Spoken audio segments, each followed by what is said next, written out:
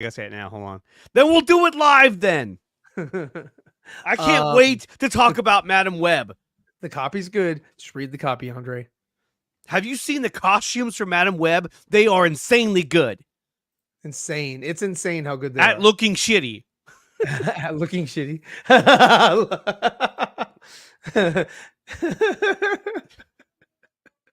Have you seen that Key and Peele? Like, I can't believe I haven't tasted this Andre and not puked my face out. Yeah. Just like that's what it's like when you talk about Madam Web. You're like, who cares? Yeah, nobody cares. Nobody cares. I mean, I'm gonna watch it, not in theater. I'm not paying money for that. Spider-Man thing in it. I'm not paying money for that. No, no way. I'm paying a dime for that. When it comes on Disney Plus, I'll watch it or whatever streaming service it comes out on. Disney Plus. See, I'm not even paying for Disney Plus, so fuck that. They're not getting a dime from me. You're not paying for Disney Plus because you're leeching off your mother. That's true.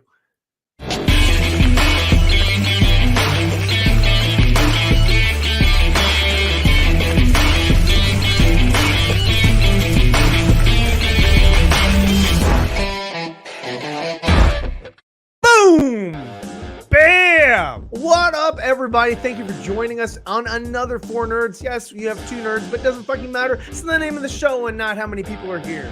Strike up the band. We're ready to go. It's the 4Nerds. Yeah! Thanks. We love our in-house band. This is episode 161. Thank you for joining us. Everyone that's here and everyone that's not watching live. And where the fuck did music go? Get those musicians back in here. We're not done. So we want to appreciate everybody that's here. Thank you so much. There's a lot to talk about today. A lot to talk about. Jesus, man, there's so much topics to cover today. We hope we don't retread over anything we've talked about before because we don't want it to be a boring show. We don't want to be a boring show. But, guys, remember this. Remember to smash that like button and subscribe to the 4Nerds Network as we'll be live every single week, for the most part, bringing you nonstop content. Unless somebody schedules something for us to be not here, we will be here. There it is right there. And guys, don't forget to subscribe to all of our channels. DC United, Zeeverfett, Nickatina, which is my channel, and you know you want to subscribe to my channel. And obviously the 4Nerds Network. Exactly. And also this new network over here. Look at this guy. Woo! Is that what you were trying to upload the entire time? No. You were like, oh, it's not uploading. And now for something completely different. I know, right? No, I was not. Yeah, check out my Teespring. Get some. Okay. Get some merch. Go check out DJ Wart. Check out the merch. Check out the merch. And yeah, and then follow us on social medias. On TikTok. Anyway, yeah, TikTok. On a TikTok. I don't do TikTok because that's owned by China, and they're trying to invade and take over. And trying capturing your information. That's why I'm only on YouTube Shorts. YouTube Shorts, yeah. Yes, but I'm sorry. What the fuck? I think that was a TikTok video right there. I don't know. It might have been. Could have been. That's Nickatina, did you see my message? If it's in this chat, then no, because I don't see it on there. But no, there's nothing before that message. Yeah, if it's in the group chat, which I just added you to. No, we haven't. No, because I stopped looking because I'm live. We're gonna do it live. Yeah, we do it live. We pay attention to our viewers. What's up, Jamie? Jamie, what's going on, man? And what's going on, Dwayne Jackson? Dwayne Jackson. Hey, you know what? Life. I think that Dwayne Jackson might be one of the MVPs of the 4Nerds. Oh, he's definitely the MVP. He always drops all kinds of great and interesting questions for us, and it helps us out because it gives the show a lot of filler. A lot of Phillip. Niner for life. What's going on? And so the picture that he had up earlier, if you want to bring that back up again. Oh, no, I'm good. I got it. So this is the logo to my new channel. It's called Dre Area Sports. That's on YouTube. We're going to be going live with our inaugural stream, and that'll be Sunday night with me, my brother-in-law, and we might have one more guest as well. So we're going to talk about 49er football. It's going to be a lot of fun. But.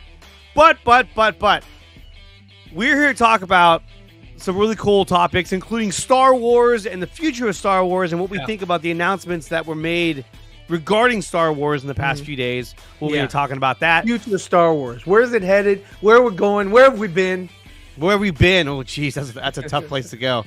Did you see that article that, what's her name? Daisy Ridley was saying how when she did the first one that she hated it and that she thought she was terrible in it, and she never saw herself as a lead, and so she was really hard on herself. And I was like, oh, okay, cool. I wish you kept that going for the second one, the third one, because those two were terrible. I'm sorry. That would be. Well, she was thrown into a universe. 8 and 9. 8 and 9 were. Oh God. Garbage. 7 had potential, but it started out with setting up garbage, so they just continued the garbage. Because again, and I've always said this, dude, number 7 set up her fucking failing upward, and you can't do that. You can't. What you want is you want a heroine, a hero, whatever. You want to see them fail so that you can see them go through how they fucking like. You want to relate to them. You want to be like, yeah, that's reality. That's what would happen. Instead, Ryan Johnson's like, well, when they get on the the big Death Star or Star Destroyer, they're gonna fail there. They'll fail there because of the horses. They're like, yeah, they're gonna fail in the most boring way. And it's going to make you realize that, like, oh, I just wasted all this time watching this movie because this didn't even happen. I'm sorry, they get on that damn Star Destroyer and they get caught right away. It was like, okay, so we went through all that Canto Bight bullshit just so they didn't get caught in like 15 minutes. It was such a useless scene. It was just a filler like situation, like because what they were going there to find one dude. But they ended up finding Benicio del Toro, who had the exact same fucking attributes as the guy that they were looking for. So that was just kind of like, what are we doing here? And they happened to find him in prison by accident. By accident. So stupid. Anyway. Remember his stutter? I was like, he's like, what I want are to we bring doing? something to the universe. What are we doing right now? It's so bad. It was so bad. Anyway, and a lot of people feel like The Last Jedi is the best one out of those 3. But I think the problem what they're having is, and this is just my opinion, but I think the problem that people have is that they are mesmerized by the look, the visuals of The Last Jedi, which are beautiful. ILM, I mean, dude, they're paying them, and of course they're going to give you fantastic visual effects. I mean, look at fucking Transformers. Yep, it's amazing. Absolutely, it's amazing, and it's another good example of something that's beautiful, but the story is garbage. It's a Monet. It's a Monet. The closer you get, the more it looks like shit. Yes. Okay, so we're gonna go to our first topic, and this is actually a pretty good one because. What up, Austin? Oh, what's up, Austin? How you been, man? What's up, Jason? Jason, have you seen Lord of the Rings? Lord of the Rings. Lord of the Rings here. All about. I just finished watching I want to see that. Oh, I got to see this too. I do. Okay. My only complaint. Wow, is the damn animation style. No, I think they're wrapping it up. I think they're just kind of like they're gonna shoehorn a new style. Animation style, but we're not. We're not. Although like before, the J. era. But I think that Axel, he keeps drawing old topics. Yeah, and people just kind of they get tired of that. They want new. They want they want new styles. They want new looks. He keeps going with the old look. He's just going back. He keeps just digging himself. No, don't do it. Don't do it, Axel. It's not good. It's not good. We both got to dig at the same time. Go. Again. Okay. I felt like fucking Bill and Ted. Oh, God. Be excellent to everyone or shit. That was a second. Hold on 1 second. Hold on. I got someone knocking on my door. Well, anyway, while he's on vacation. Oh, hold on. I got it. Okay. Sorry for stopping the show, guys. I know. He's like, I don't know. Hold on. Wait a minute. Hold on. Here. Wrong number. Just go without me for a second. Hold on. Okay. Okay. Awesome. So anyway, Lord of the What's exactly. No, it's a good series. You should watch it. I think that Warner Brothers is coming up with I don't know if it's a theatrical release, but they're definitely doing something with the Lord of the Ring franchise. We saw how Amazon was doing their little what is that? Rings of Power. It looked pretty. Again, same thing. It looked good. You know, it was a high production value, but it sucked. The story wasn't great, and it was just kind of haphazard and wasn't the greatest. Austin says, and now down to one nerd. And now we're back to 2. And now we're back. See, we kind of balance. We gotta keep it goosey. You gotta do the Christian Bale. And then we were 2. How do you like your Batman with a lisp? And then we were 2. If I talk like this, you can't understand my list. They're like, sounds a lot like Bruce Wayne's list. But, I mean, I guess. And that, you know what? So before we get to our first topic, I was talking to Ryan about Mystery Men. I watched that the other day, and I loved it. Show. And I loved when he was like, "Well, I think that Mr. What is it, Mr. Amazing, Captain Fantastic." No, Captain Amazing. Captain Amazing. Yeah, I think Captain Amazing is, his alter ego. Oh God, not this again. He wears glasses. Mr. Terrific doesn't. Yeah. Or Captain Terrific doesn't. He wouldn't be able to see. I mentioned to him, and now there are two of them. That I think that's kind of where James Gunn is going to go. I think he's going to sort of, hoping that nobody watches that, and they're going to be like, not this again. Yeah, Clark Kent wears glasses. That's obvious, And Superman, if he took his glasses off, he wouldn't be able to see. Oh, what was that? Oh, that was our first topic. All right. That was our first topic. Hold on. Oh, shit. I want to take over. I'm not used to this format. Yeah. What? Okay, let's go. No. You got to tickle their balls a little bit. You can do that. Okay, so the first one is Gal Gadot was offered to play Barbie, but she passed on the role. Greta Gerwig then insisted on that she wanted to write the script for Margot Robbie. Now, I can't imagine Gal Gadot as Barbie. I mean, I guess I could imagine it, but I don't know. I mean, she would have had an Iranian accent. Iranian? She's from Iran. Irania? I mean, Israeli accent. Iran. What would you think? What would you rather see, Gal Gadot or Margot Robbie as Barbie? I don't care. I didn't watch the movie, so I don't give a shit. I haven't seen it either, but I'm asking you if you had a choice between the two of them. If I had to choose either one. Yeah, no. You think I'm asking the air? I'm asking you. The air cut. Margot Robbie. Talk about that too. Margot Robbie. Well, it's easy to say that because we've seen her, but yes, I think out of the two, I would have gone Margot Robbie as well. And he still won't give us an answer. Don't care. Why would he? I don't care. If you had to choose both one, very attractive girls that could. You had to choose one. Look of Barbie. He does not. The studio hired you, and you were dead. You were down on your luck, and they hired you for this job. Yeah, no, okay. I'd go Margot Robbie because she can pull off an American accent. I don't know that Gal Gadot can. No, I don't think she can. I think she would have sounded like Wonder Woman, but with blonde hair. Racist.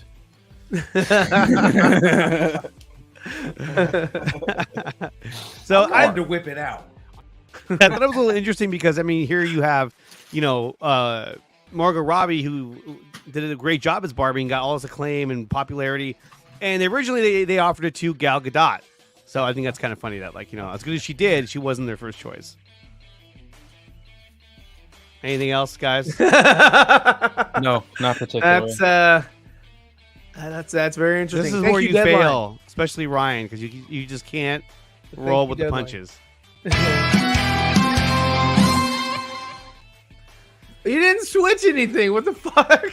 Oh, what did I do here? Oh, okay, hold on. Good job. I did a tab, not window. I'm not used to this format, guys. I'm not. Everything's all weird. How? Because he has it set up differently. So it's the air cut. So on mine, if I queue up a screen, it won't pull it up on the screen automatically. It waits until I tell it to. So things like that. Okay, so and things of that nature. Screen Rant talked to David Ayer, and again they asked him about the Ayer cut, and he had this to say. So let's tune in. Let's go. Let's go. You can unmute it. That'd be nice. Did you not add the audio? I guess not. Let me see. It says it's on. It's weird. Oh. Oh, that is odd. That is very odd. There we go. How about now? Superhero storytellers to bring audiences back into theaters. Run? No. I think it's like anything else. It's character, right? A lot of superhero movies these days have been really jokey and really kind of silly. And I think we got to go back to the roots where it was always stories about fixing the world, and it was always stories about outsiders who have maybe been rejected by society, who no matter what, they got good hearts and they're going to try and fix things. I think there's an amazing new generation of storytellers. There's a lot of new tools out there, and really they just need permission to tell their stories. What do you guys think about David Ayer's response to that question? Phil? Give me one second. Go to Ryan. And Ryan? so you might want to let down. Ryan. What was the question? You can host this shit yourself. What did he say? He said, yeah, no, it worked for him, you know, not getting his cut released. So it's great. So you weren't even listening to it. Good. I'm glad you're on the show. David Ayer. Yeah, no, I mean, we're talking about how like he's kind of. So the next topic is Daredevil updates. And Ryan, pay attention, please, because I got you. What's up? Or do you want to host it? Because I don't. I don't. Let me go check the door. If you're not fucking listening. 1 second. Okay. Just give me 1 second. I'm almost done doing what I need to do, and I'll talk about this. What are you doing? Go back to the last. I'm paying my bill. You like my father. All of a sudden, you're like, I'm paying my bills. I'm like, yeah, we gotta go. We're gonna go to the movies. If I don't do it now, it won't ever happen. It won't happen.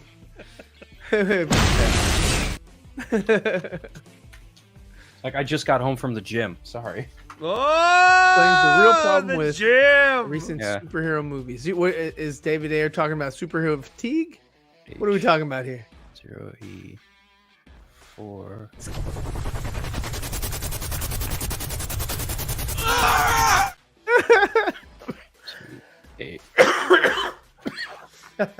Feels like openly giving away his bank account number. No, it's not my bank account number. Man. That you wish it was though. I got one guy who is coming out doing his banking, and the other guy who's not even listening. So all right, okay. I can't even get a question. All right, so hey, I think. What's up? Hey, I think that David Ayer is not wrong. I wholeheartily agree with everything he said. Matter of fact, the part about everything being too jokey and too, then why the fuck didn't you? I could have said that. I'll be right back.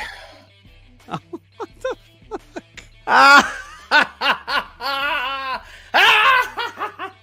I agree with everything David Ayer just said. All right, so we'll move on to the next topic. So Daredevil. So Echo just came out, which I'm going to check that out tonight. I know Phil, I think might have seen the first couple episodes. I'm not sure. Okay. And I saw Ryan, the first two. Oh, okay. And Ryan doesn't care because if it's not anything he's interested in, he won't try it out. He's just like, no, it's not for me. Ryan's like, I want to watch the Snyder Cut all over again. I want to relive that experience in my life. Rumor: other defenders will not appear until in Daredevil Born Again. I could have told you that. Okay. Wilson Fisk will be the mayor from the beginning of the show, which is kind of where it's heading to in the show Echo. Now, the one crazy thing about this is that they made all the Netflix shows a part of the Disney Plus MCU canon. So Have you finished Echo? No, I haven't even started. I watched the very beginning of it, but I was falling asleep, so I was like, you know what? I'll watch this later. He was so bored, he fell asleep. I got through so bored. The first episode, and then I fell asleep because it was like almost 8 or 9 o'clock by the time I got to the second episode. They're like hour-long episodes. It's actually not bad. What's up, Phil? What's up, Jason? It's good. It's actually really good. Like, I'm not going to say believe the hype, but if you see a lot of positive criticism geared towards it, believe it. It's a really good show. Well, when I was talking with Brad and William over in the Sci-Fi Center, Brad had brought up the point that they finally decided that the Netflix shows are truly canon to the MCU, which is something that they should have done to begin with, because especially when it comes to Daredevil. I mean that show is so good. All 3 seasons are really, really good, and it makes more sense to have that be canon in origin to Daredevil, as opposed to trying to do something different. And I think that's what was happening when it comes to Daredevil Born Again. I think that they were trying to kind of make their own version of Daredevil. How far in the first episode did you get? Like the 5 minutes. When it said Echo. Okay. There's something that happens in Echo that directly ties to Daredevil. Like, I don't really want to spoil anything because Ryan doesn't give a shit, but I don't want to spoil it for Andre. There is something that very deliberately happens within the first half hour of the first episode of Echo, and you see how it connects to Daredevil and why Daredevil is in his red suit. That's high praise. That's awesome. I can't wait to see it. It's abundantly fucking clear that Echo and Daredevil are conjoined. So yes, and that's good. I know cool. Anthony Belcher was saying, "Oh, Kevin Feige said that a couple of years ago." I don't remember him saying it a couple of years ago. Look, the Netflix stuff was always a one-way street. Like even in the first season of Daredevil, they made allusions to the Battle of New York, Thor, Iron Man, all that shit. They did, but you never saw any of the movies, deliberately up until Spider-Man. No, I don't understand why people really had this. Oh, is it canon? Oh, is it not canon?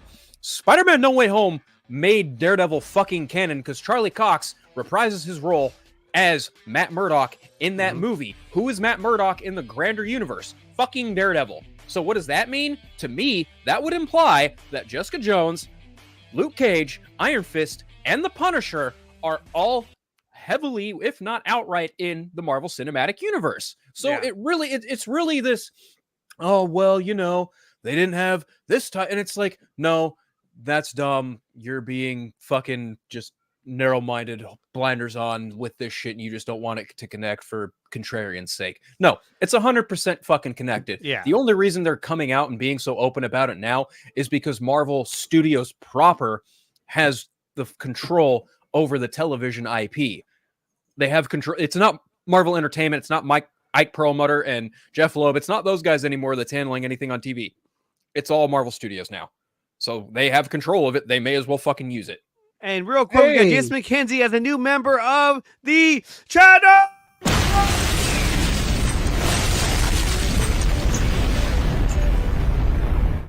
Damn!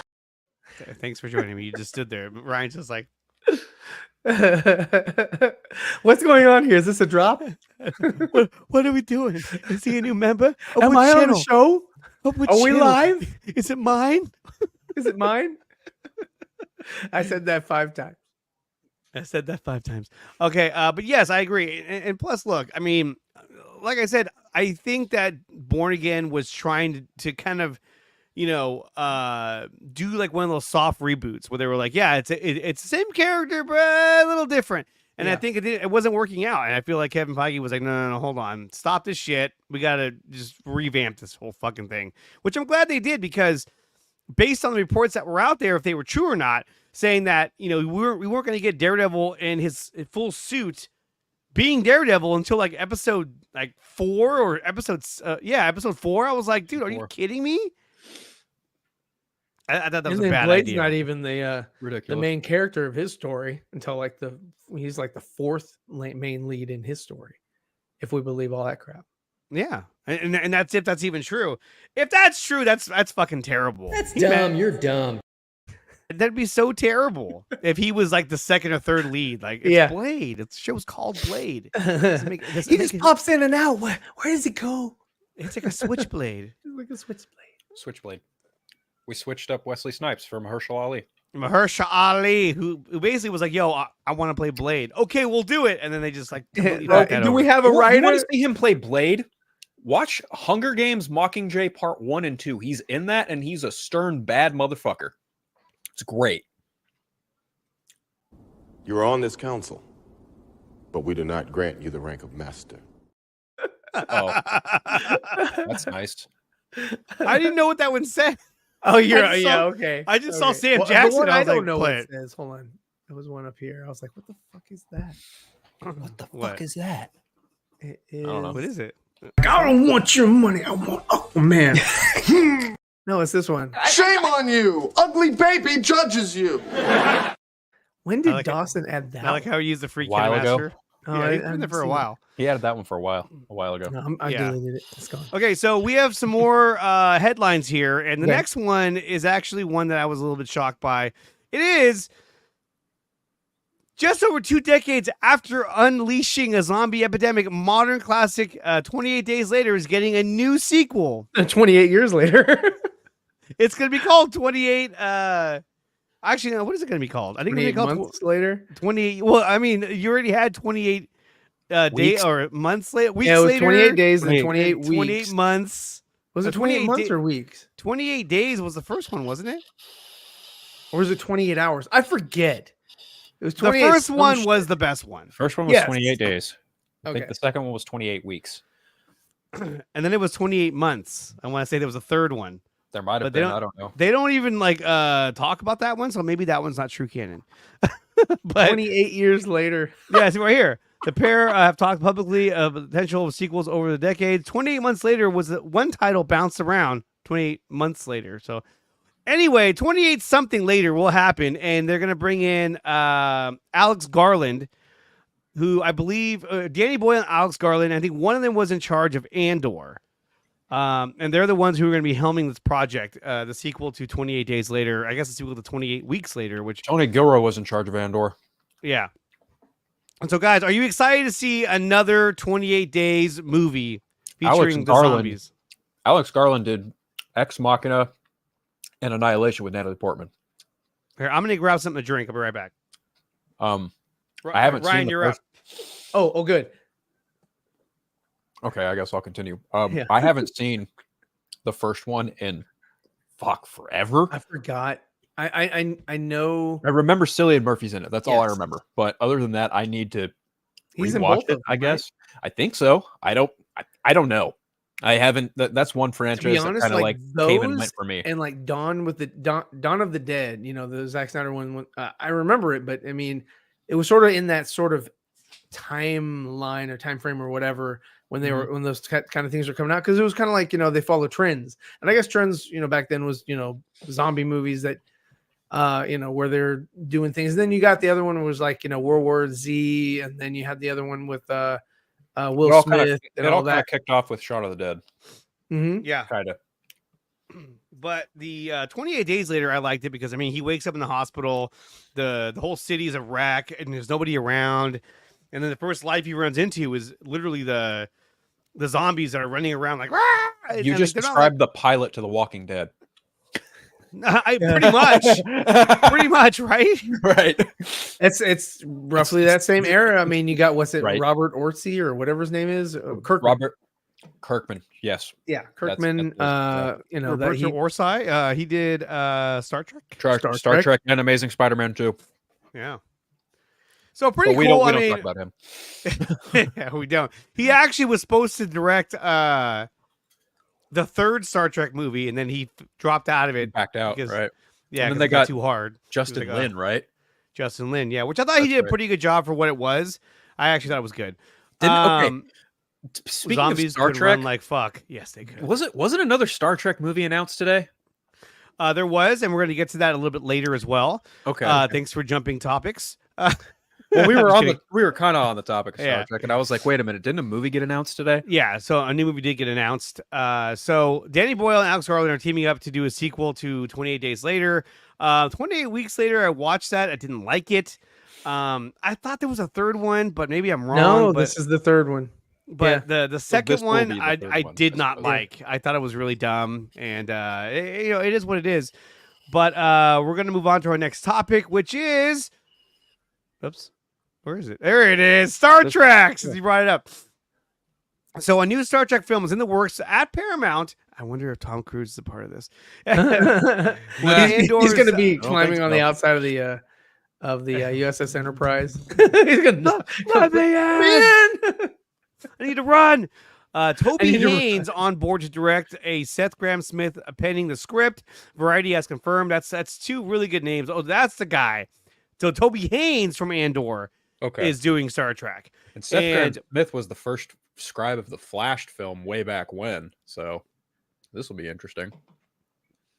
Feature will And be so- an origin story that is set decades before 2009 Star Trek. The upcoming project is an expansion of the Star Trek universe. Meanwhile, the fourth and final chapter in the main film series remains in development. So this one will be, I mean, if you don't get Chris Pine to come back to play this, then it's going to seem kind of weird. I mean, they It's got like- him back for Wonder Woman 84. Why wouldn't you do this? Well, I mean, they're calling it an origin story, so like, is this going to be like the origin of Starfleet? Maybe. Well, I don't know. Is it about him or about Star Trek? Is it about Starfleet? I don't know. Because they call it an origin story, but what exactly? And it again set decades before Star Trek, so Yeah, Again, it wouldn't be him like- then. So Right, it would be probably exactly. like Captain Pike and that whole. It'd probably be original Chris Hemsworth. Enterprise. but at that point, it's like why? Because there's Why? Discovery and Yeah. Brave New World, so why? You know? Honestly, I feel like they're making this film to test the waters to see how Star Trek performs at the box office, and if it's a dud, if it totally flops, then the Star Trek 4 is never going to get made. I mean, they're just gonna hold off on that until they reboot the series sometime in the future. But I think that this is the barometer for the studio to say, okay, if this performs well, then we know there's a market for Star Trek at the box office, not just on Paramount Plus. I mean, I get where you're coming from, but at the same time, it's like, the third one, it was fine, but it didn't do anywhere near the first two. And what was it called though? It was called Star Trek Beyond. Yeah. So, and yeah, I mean, but that was more watching that one that I thought was better than the second one. The second one is basically the Wrath of Khan. Yeah, but I didn't like when they leaned so heavily onto that. Yeah, it was. I like the first one. The first one was good. The first one's great. With Eric Bana as the Romulan? Oh, fuck. That was amazing. I adore the first one. And that one had great pacing. It had great storytelling. It had great character development. Eric Bana was definitely a better Khan. He was a better Romulan. He was a Romulan. Khan. And but even the Romulans, I mean, they had a different look. You know what I mean? Like they didn't look like how they traditionally look in the. They were supposed to be like very similar to Vulcans or something. But even the Klingons look different too. It was like, whoa. The second one had a different title, but it was basically Wrath of Khan 2.0. Like it's like, yes, we've seen the story. It was Into Darkness. That's right. Into Darkness, and it was just a lesser version of it because it was and even the twist at the end with now it's Kirk is the one who's gonna fucking die. It's like, really? Seriously? Yeah, and then you bring him right back in that movie? Like, what the fuck? Because you knew he wasn't gonna die. You're like, well, he won't die. Right. If it was still what's his name? Spock, thank you. Then you could say, okay, maybe they're gonna do like a Guardians of the Galaxy 3. Where one of the main cast members. Now, granted, this is technically the Kelvin timeline, so things happen similarly but differently. And it's like, okay, yes, but if you're just gonna go and do basically the Wrath of Khan again for the second movie, it's like, okay, that's kind of why people looked at Beyond and went, we saw Into Darkness and we were like, do we really want to go see the third one? The third one actually is pretty fun, if I'm being brutally honest. I like the third one better than the second one. The third one was much more of a Star Trek story. Yep. While similar to if you watch the Next Generation movies, I forget what it's called, but the one where they go against the Borg. It was a really cool movie. It's got a lot of action, but Nemesis? I think Nemesis is the very last one. Okay. First Contact is the one where they go against the Borg. But my favorite one is actually Insurrection, because Insurrection was actually more of a traditional Star Trek story where they help these people that are being moved off their planet. There's corruption involved, and they're able to remedy the situation and help the people find a new home world. New hope. But it just felt more like an episode of Star Trek, and it was more true to what Star Trek was. I like the one with Christian Slater. Which one was that? He had a walk on his mom. Oh, that was the original Star Trek. Yes, that was Star Trek 6. Ben Everett says, "Hey, Nickatina, I like all three of them." That's cool. He's like, I think the ranking for me probably goes 1, 3, 2. I'm being really honest. I think Nickatina, he act a little funny sometimes. He's a little stupid, Subscribe to Really Anarchy. But part 3 was good. You sound like Pepe Le Pew. That's my Ben Everett's, man. I work hard on that shit. All right, yeah. I can see you do it in the mirror. Koala. I don't know. Venom just shows up with koala. Thank you for keeping us on point. I really like a Chris Pine. He's like, you do a really bad Dominican accent. Oh, thank you. I'll be here all week. But we'll see what happens with Star Trek. I think it is a little weird that they're doing an origin story as opposed to Star to Trek Forever. Forever. You know why they probably can't get the fourth one made? Because everyone's prices went up, especially Chris Pine's. They're probably having trouble. Especially locking Zoe down Saldana. Are you Zoe kidding Saldana, me? you're right. Yeah. Dungeons and Dragons, it might have gone back down. That was actually a good movie. That was successful. Yeah. Yeah, that actually made a profit. Yeah, it was good. It was better than the fucking what's his name? Not Damon Wayans. Marlon Wayans. It was better than the Marlon Wayans Dungeons and Dragons. Well, I mean, come on, really? Are you really? I mean, just saying that out loud. Yes. Just saying that out loud should tell you everything you need to know about that. It's better than the Marlon Wayans Dungeons and Dragons. Like those two names. I'd like to see you argue connection. That. If you would have said you want to watch Dungeons and Dragons with Marlon Wayans in it, it'd be like, what? I'd be like, how does that? That doesn't make any sense. You know, like, no thanks. That's like saying Marlon Wayans is going to be my Robin. Like what? Paramount did Dungeons and Dragons, didn't they? I know, but I'm saying even that was like, what? I don't understand. That was Paramount, right? Who did Dungeons and Dragons? I believe so. Okay, then yeah, if it had its Dungeons and Dragons was a real good movie. Yeah, if it had a decent theatrical run and then it went to Paramount Plus, that's just gravy on top for them. That's literally kind of how they're working the market these days. So. Hey guys, it's good to see you guys again. All right. Yes, every Wednesday you will see us. Ben, when are you going to debate that fool Aaron Fincher? Oh God, I think it's that he's a YouTuber that is just. I don't even want to talk about it. It's. I don't want to waste my breath. Yeah, can we not talking about? This is not a show like for that. Yeah, I don't want to do that. Yeah, a sidebar. We don't do that here. Yeah, no. Hit me up on the DMs. About nonsense like that. Oh, you mean the DMs you don't answer because you're not on Twitter? I don't fucking answer.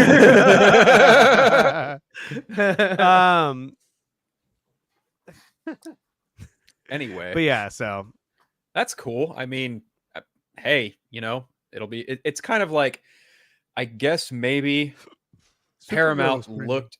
That's cool. I guess maybe Paramount looked at what Lucasfilm did recently with their Mandalorian movie and announcing that, and also, Ahsoka season 2, and the fact they've also got 3 other movies on the docket, and went, maybe we should probably announce this. They're like, let's just slip this in and no one will notice. Right? Like, let's just make it known. Like, hey, we're doing another sci-fi Star Trek movie too. We're doing ours again. And they're like, oh, by the way, we have a movie. Right. I'm gonna put that down right there. There we go. Very tactful, because I think the Mandalorian movie was announced yesterday, and this was today. They told Variety, make sure you use a picture of Chris Pine. Is he gonna be in the movie? Yeah. Probably not. Yeah. Probably not. Just let everyone know the 4th movie's still happening. Maybe. Yeah, it'll start with Chris Pine, and then it'll go to a flashback, and you won't see him again until the end of the movie. Oh no! Oh. It's gonna be like Titanic. Where he's gonna be talking to an old captain. Tell me your story. It all started. Man, that is like one of James Cameron's most boring movies, next to Aliens. Aliens? Aliens is a fantastic movie. Man, Aliens was not. I'd watch Aliens right now. Alien was more boring than Aliens, but Alien is a better movie. We are going to disagree there. I think Alien is a much more entertaining It's a more well-made movie, but it's Aliens is not. Alien is a much more realistic view of like the future. You know what I mean? Alien is Halloween in space, and I love that. I absolutely. Granted, all the monitors in that movie are all like CRT monitors. Sure, but still, I mean, it's cool. Bill Paxton is a legend. Don't care. It's a good movie. Michael Biehn makes that movie tolerable. Okay, but God, he's amazing. Everything he's in, everything he is great. Is Michael Biehn is he was amazing in The Rock. He was amazing in Aliens. He was amazing in The Terminator. Everything that guy like. Everything he touches, Predator. Everything he touches is gold. Was he in Predator? He was in Predator 2. Bill Paxton. No, he wasn't. We're talking about Michael Biehn, you idiot. I'm talking about Bill Paxton. He was also Bill Paxton as well. He was also in all those. He was in Terminator. Yeah, he died in all 3 of those movies. He dies in every movie he's in. He dies in every single. He died in real life. Poor guy. I mean, God. This is true. One of the best ones that he did for me was Club Dread. Have you seen that? Yes. No, I haven't seen Club Dread. That is. Is that a Broken Lizard movie? Lizard movie. Okay, so if we're gonna top on Broken Lizard real quick, I finally watched Quasi the other night. I never saw that. Oh my God. I've been on a binge, and I gotta say it's sort of a guilty pleasure. I guess it's a guilty pleasure. I've been watching Tacoma FD. Tacoma FD is actually and it's got some really funny shit in there. I like Steve Lemmy and his Kevin Heffernan. Heffernan, yes. Yeah. I think they're funny. I've told you before, you look like Steve Lemmy. Sure. I'm serious. I just need a mustache. You will look like Steve. Who wants a mustache ride? Who wants a mustache ride? I do. I do. It's a great movie. Another great movie. I felt like after Alien, to do what Cameron did with Aliens, it was like, I'm going to take that storyline or that world and I'm going to put it on fucking steroids. Yes. And that's exactly why I'm not a fan of it. I love it. As a kid, I used to watch that all the time. A fucking fantastic video game. It was Aliens versus Predator. And you had, you could be an alien, you could be a predator, or you could be one of those fucking Bill Paxton guys. And that shit was so fun, dude. It was so fucking fun. And, wait, so he says alien makes. Okay. What? She sells seashells by the seashore. Alien says alien. I don't really know. Alien is great, but alien is where it's at. I don't really see how it combines all the genres. It just made an action. It just made an action. Well, look. And that's fine. He's always said, James Cameron, like, he's all about when he makes a movie, which is funny because now he's making like a bunch of Avatar movies, but he always says, like, when you make a movie, like it should be good enough to where it can stand alone by itself. And so, like, when he made Terminator 2, what do you think his Spider-Man with Leonardo DiCaprio would have been? Oh God, I think it would have been as good as Aquaman starring I forgot the guy's Jason name. Momoa. No, I was thinking the show Entourage. Show? Yeah. I don't know, but yeah, because in Entourage he did Aquaman, and the main character was in Aquaman, and his love interest was Kirsten Dunst.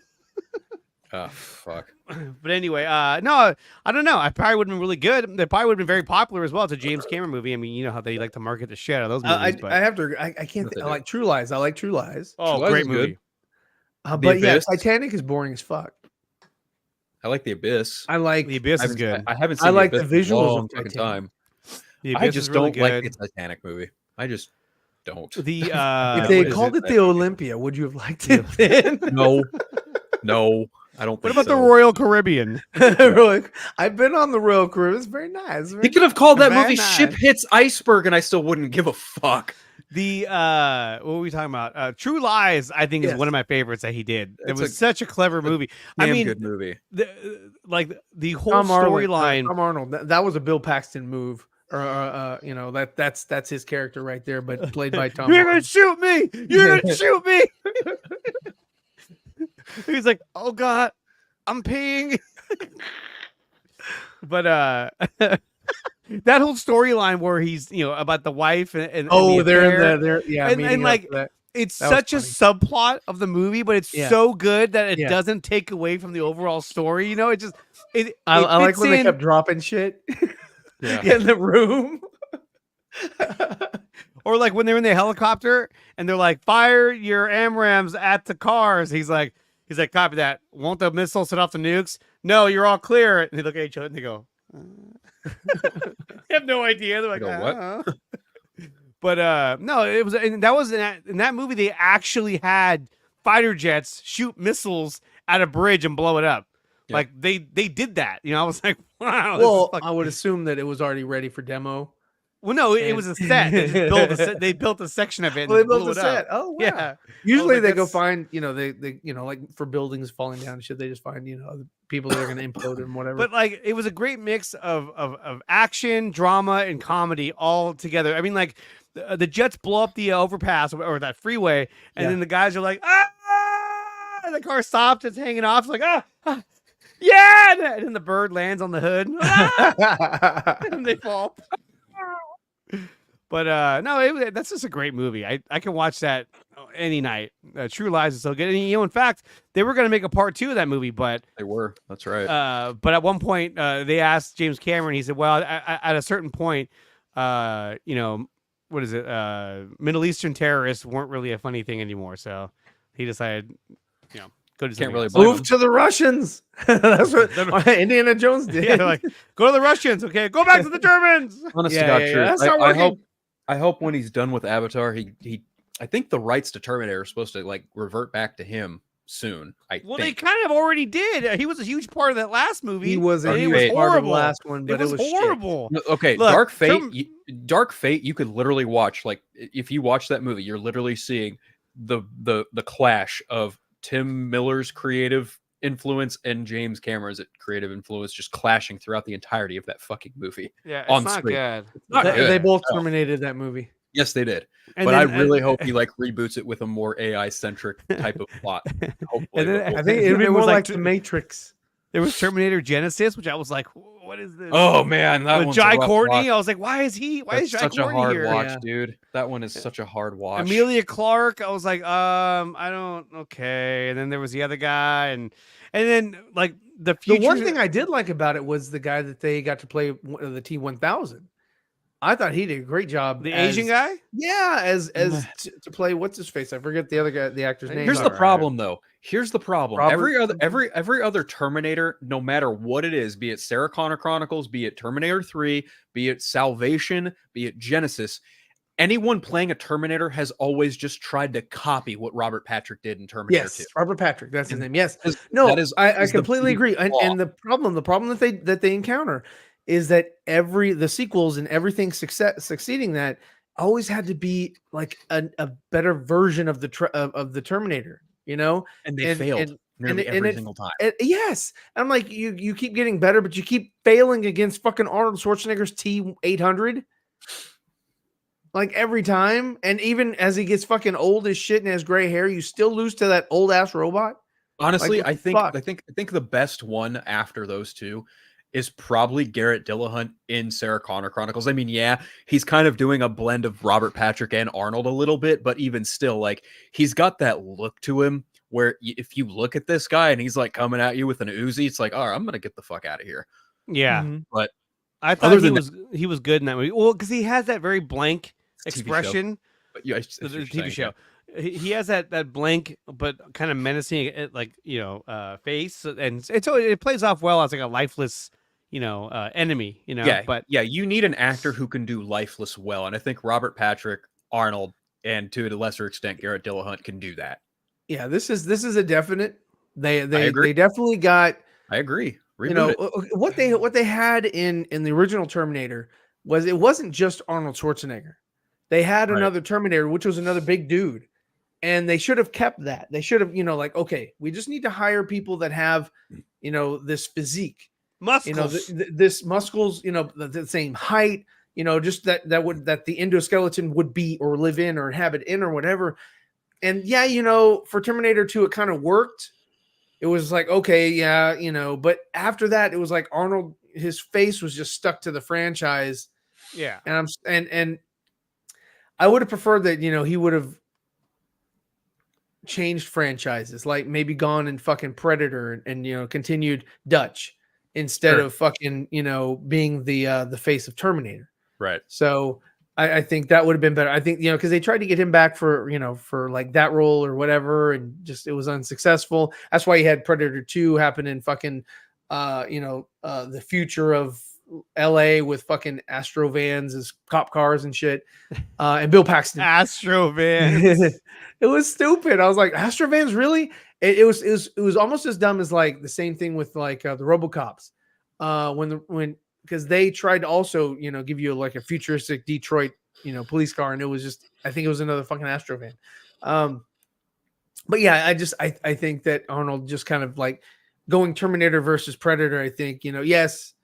I mean, I don't know. I think his face actually, him being in it, ruined the potential of good story. I think when it comes How to could Terminator, you say that? I think I when it just comes did. I just said it. I think when it comes to Terminator, like the second film ultimately like set an unreasonable bar for whatever came after it, because obviously the first film is so iconic in so many ways. I mean, they made it on a less than nothing budget and it still looks phenomenal to this day. But then you look at the second one, like Cameron said, for the most part, I don't try and do sequels, but when he did The Abyss, he'd always had the idea of the T-1000 in his mind. He wanted to use it in the first film, but he's like, the technology just isn't here. But when he made The Abyss, he was like, oh, this is exactly how I do the T-1000. I'm going to make Terminator 2. And then he fucking did, and it was great. The thing about Terminator 2 is it expands on everything established in the first film, But you take all your characters that were established and you fucking twist them. Like, look at Sarah Connor. She is a fucking 180 of what she was in the first film, right? You look at the Terminator. He is a fucking 180 from what he was in the first film. He's now the hero, in a sense, right? And now you've got a hero bot.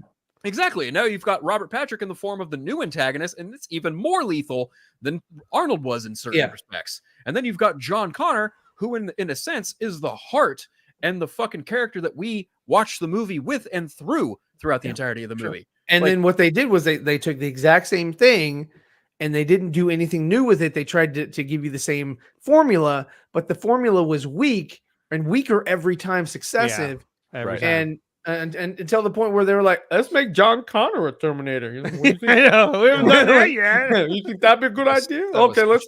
And hey, we should put it in the trailer. Let's put it in the trailer. Let's blow it right away. Let's just blow it right up. Let's blow our load and hope it sticks. You know what I mean? Hey, it worked for those guys over at DC. They did the Doomsday. The third film is basically beat for beat the first two movies, but it has a good ending because it's we're finally doing Judgment Day. It's like, oh, okay.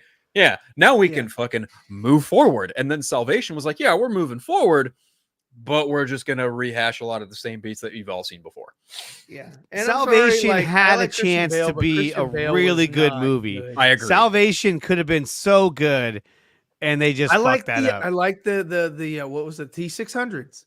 The T600s, yes. Those. I was like, yes, thank you. Thank you for giving us something, lesser than, fucking Arnold. And then, you seeing Arnold or whatever for, the CG Arnold or whatever, people have a problem with that. But I'm like, you know what?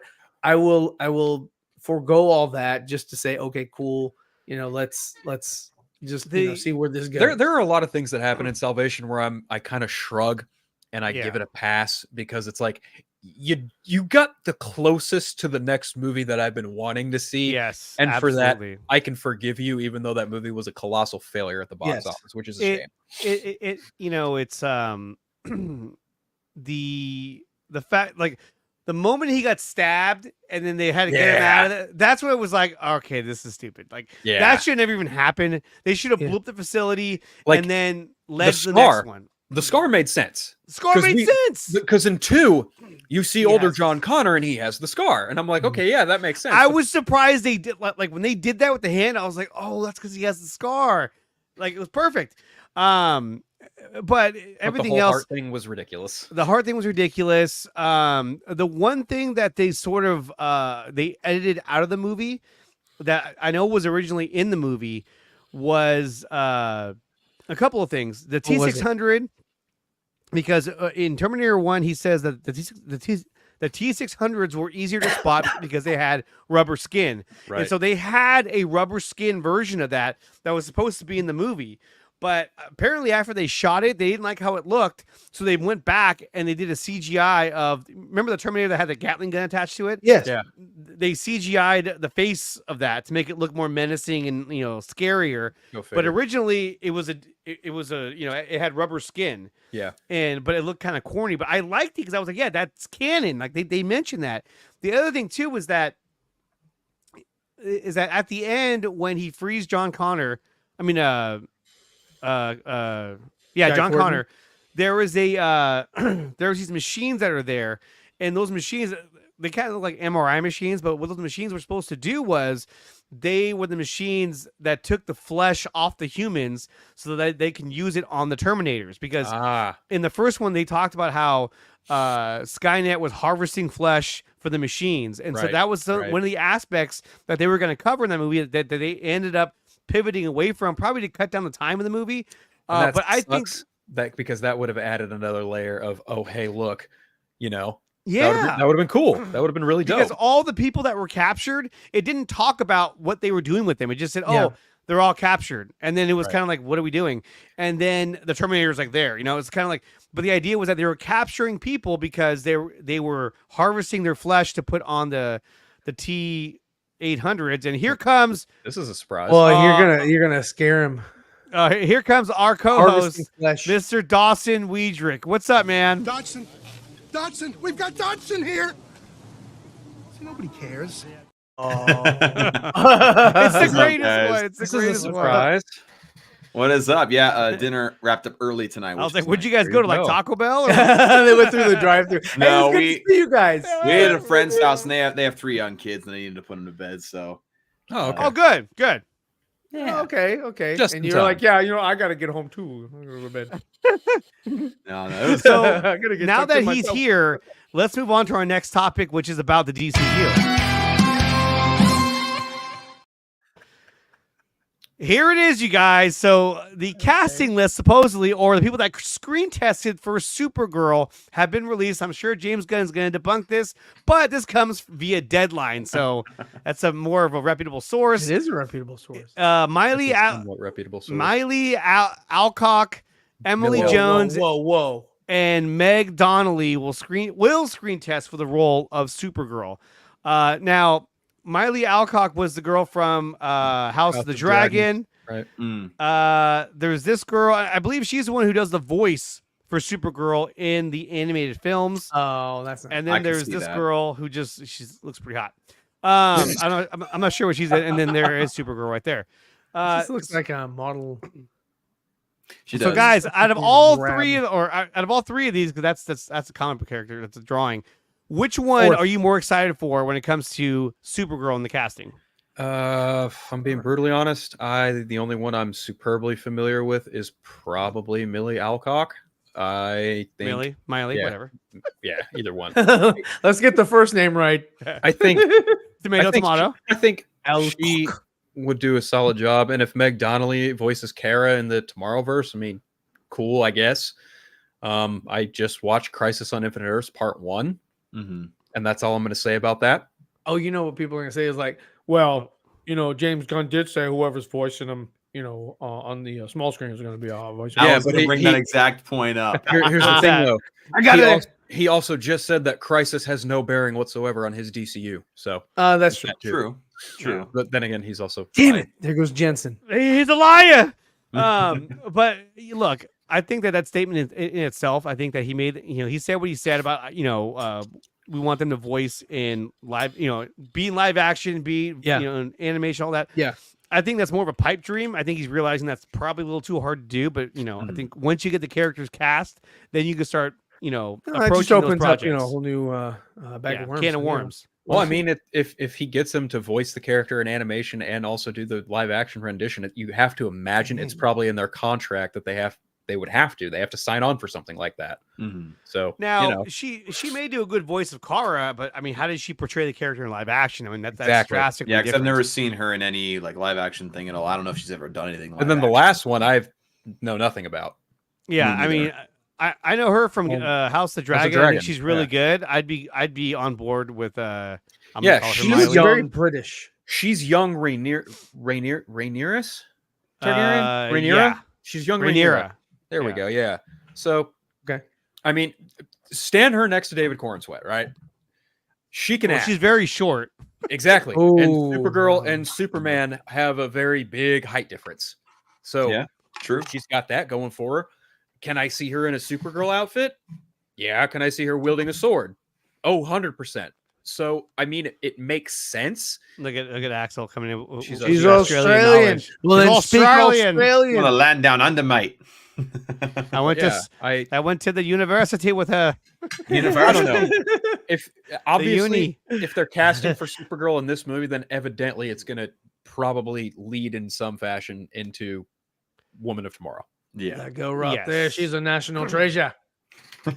She'll probably make some kind of line, referencing Woman of Tomorrow, like, I can't wait to get far away from this planet where I'm not. Where I'll be the person. woman. Well, I the mean, thing is, Woman of of Tomorrow would Tomorrow. technically happen before Legacy. Yeah, So- probably lead into Legacy. Because Gunn said, well, no, not necessarily. Gunn said that the way that the movies work and the way the timeline works, it's not necessarily a streamlined timeline. It's this story happens in this time frame, that story happens in that time frame. So Supergirl very well, and I would imagine, is probably going to be a prequel, but not a true solid prequel in the similar sense that it normally means to Superman Legacy, meaning the events of Supergirl Yeah. Woman of Tomorrow happen before Legacy, even though Legacy was the movie that came out Sure. first. And then the post-credit scene, I think would so. like allude to like, oh, she's been there the whole time or some shit. Some shit. No, well, I mean, Wonder Tomorrow, it would make more sense if it was before. And it would be similar to like what you got with like, Wonder Woman, where when her movie came out, it was a prequel to that. So it kind of, and plus it makes it better when you see her later on. She would have already had her movie, so you are more familiar with the character. Yeah. Mm-hmm. Right. I mean, that was one of the only things about like Justice League when it first came out was that it felt easier to, when you saw Gal Gadot because she already had her movie. So you were like, I already know her. Oh, the other guys, I was, you had to learn all of them, learn about them. Ezra Miller's The Flash and Ray Fisher and Aquaman's. Dawson, do you have any say on this? Any thoughts, reactions? I mean, I haven't seen House of the Dragon, so I haven't seen. Why you putting me full screen? Well, yeah, that's because we want to get your take. Yeah, I mean, I haven't seen her in anything. I mean, she looks the part. I mean, they all look physically like they'd be a fine Kara to me. I mean, give the brunette one a blonde hair color or like she's got a name, I don't know them. I mean, no offense. What's your family name? What's your family name? Hell. Yeah, like again, I also haven't read the Woman of Tomorrow book. So like, as far as Andre has. Yeah, I know. Yeah, he's done a little breakdown. Yeah, he's of done it, some research for us. He's our resident librarian. I don't know about that. Well, on specific stories. I mean, between me and Andre, we've got a pretty good handle on that DC universe and comics anyway. I feel like me, Andre, and Phil each have our own like area of DC comics that we delve into. Why you got to bring that up? Yeah, why? Are you just trying to make us sad? Hey, yes, Dick. I'm trying to find images of them. He's like, never again. I'm trying to find better pictures of the girls. Not anymore. I keep running into pictures of Sasha Kaye. Like, but basically, like, for me, like again, I just in that regard, I have no preference for either way. I'm sure, like, if they decide to cast one of them, then they probably have a better insight as to what they're wanting from the character than we can, Sure. Like, so 100%. I have no strong feelings either way. Now I want to turn over to this guy. What do you think of the casting? Let me tell you. Was that how he talks? Is that how you do that on your show? Well, welcome. That's it. So this is the girl who does the voice of Kara in the movie. I think she'd be great. She definitely has a good look. She looks like that girl from Gossip Girl. There's a girl from Game of Thrones. That's the one I would go with. I think she does a really good job. Good actress. I'd probably go with her as well. And this one, I don't know. It just seems a little too. Those eyebrows are like, hey, how are you doing? On the nose. That's the best way I can say it. On the nose. This would be my choice right here. I mean, the work she did on House of the Dragon, I thought was phenomenal. Absolutely. And when they switched actresses. Okay. So here's a fun nod too. What? So she plays young Rhaenyra Targaryen, and her best friend, who plays Alicent Hightower, was young Wonder Woman in the first movie. I don't remember the actress's name, but Young she was Wonder absolutely. Woman. She was young Diana. Also, Hightower is one of the ones. Oh yeah, that's right. That's right. That's right. And Hightower. Yeah. Pretty big. RJ says any of them would be fine. No, not any of them. He's like, yeah. and then Droga keeps saying this. I mean, I'm sorry. Like you're going. No, not any of them. All of them. All of them. I'll play her. I'm sorry, but like there are some unseasoned actors out there that aren't really good. RJ writes, I'm fine with any of these choices. I'm leaning towards Miley. I'm going to say Miley or Meg. You've seen them all act. Meg or Meg 2. Perform? I still maintain that Emily Rudd will make a great Supergirl. Who's Emily Rudd? Emily Rudd is Nami in the One Piece live action show. I think it's Paul Rudd's kid sister. No, they're not in any way, shape, or form related. They have the same last name, so they are related somehow. No, that's somehow, some way. Somehow, some way. Nickatina, I hope James Gunn casts Meg Donnelly. I think she's the one who does the voice for Supergirl. So yeah, that's and Droga says. I mean, this bugger right here. There she is. No, she's not Australian. Is that not her? No, the other one, right? Millie Alcock. She's Australian. She's Australian. She's an Aussie. Speak Australian. And then there's the other girl. Yeah. Watch the last one actually get it. That would be the ironic part. I know, right? The one we didn't talk about. Exactly, right? And then Axel keeps saying this. I don't know what he means. She's my choice for spoiler. Okay, so Spoiler is a character in the DCU who's got ties to Tim Drake and the Bat family. Oh, he's talking about a character. Yeah, he's talking about like Spoiler Stephanie alert. Brown. It Stephanie is. Brown, the third Batgirl, the fourth Robin. That's who he wants her to be, and it's like She's Australian for fine. beer. but don't count on it happening. I'm telling you that right now. Yeah. Who looks the most like they'd be related to David Cornsweet? They're cousins. It doesn't matter. My cousin doesn't look like me. That's My cousin doesn't look like me. That's not how the Force works. There are cousins that can look identical, and there are cousins that can look fucking nothing alike. Did you think that Sasha Calle looked like Henry Cavill? Not really. No. One's British and one is Andre put him on Hispanic. blast. Why? Because they both have dark hair, so everyone with dark hair looks alike. Are you profiling by hair? I believe so. My hair.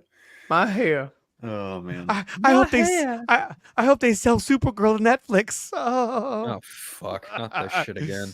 Okay, so let's move on to our Maybe main not cancel topic it like of the Batgirl. show. Yeah, we could cancel it like Batgirl. Let's move on to our main topic of the show, which is the there's big main news about Star Wars. Jon Favreau on the Mandalorian and Grogu movie. So Jon Favreau has been announced that he will be making a Mandalorian movie. Right now it's called The Mandalorian and Grogu, which I really hope they change the name of that. I hope it's they just a working don't. I title. hope they don't. I have loved telling stories set in the rich world that George Lucas created. I like how he used George's name. The prospect of bringing the Mandalorian and his apprentice, Grogu, to the big screen is extremely exciting. Now, I know that I share the same sentiment as Ryan. I did not like Grogu in the previous season of The Mandalorian. Third season, yes. It just felt like he was there, and it was like, man, why are you still here? Like, maybe I shouldn't have brought you along. It Why are you just still felt around, like he was kid? shoehorned in. Like, Yeah. they're like, well, we Well, can't it felt lose like- him. You know? Not shoehorn, but it just felt it felt like they really didn't know what to do with him. They were like, okay, Yeah. you didn't leave him with Luke. Let's put him in an IG unit, right? Because that's funny. Yeah, I would have preferred that he.